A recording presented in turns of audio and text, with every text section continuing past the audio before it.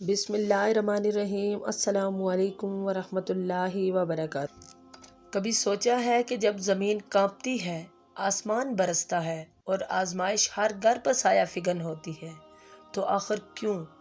क्या नेक और बद दोनों एक ही आजमाइश से गुजरते हैं?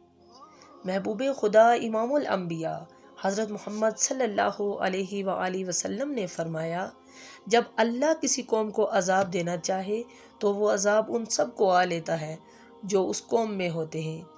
फिर क़यामत के दिन हर एक को उसके आमाल के मुताबिक उठाया जाएगा। सही मुस्लिम हदीस नंबर 7234। सोचिए, जब अजाब आता है तो नेक और बद, आलिम और जाहिल, आबिद और गाफिल सब एक ही कश्ती में सवार हो जाते हैं, क्योंकि ये दुनिया सज़ा या जज़ा का मकाम नहीं, ये तो एक इम्तहान गाह है।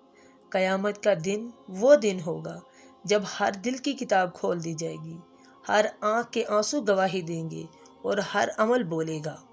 तब इंसाफ होगा, तब जुदागाना हिसाब होगा। ये हदीस हमें झंझोड़ती है, याद दिलाती है कि हम सिर्फ अपनी नेकी पर मुतमिन ना हो, बल्कि माशरे की इस्लाह की फ़िक्र करें, गुनाहों को रोकें, जुल्म के ख़िलाफ़ आवाज़ बुलंद करें। वरना जब अजाब आएगा तो ना कोई पहचान बाकी रहेगी, ना कोई निस्बत काम आएगी।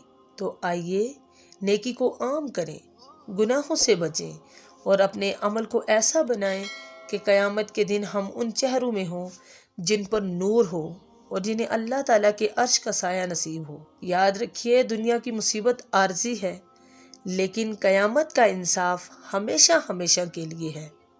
सुबहान अल्लाह, क्या खूबसूरत फरमान है हमारे नबी सल्लल्लाहु अलैहि वसल्लम का।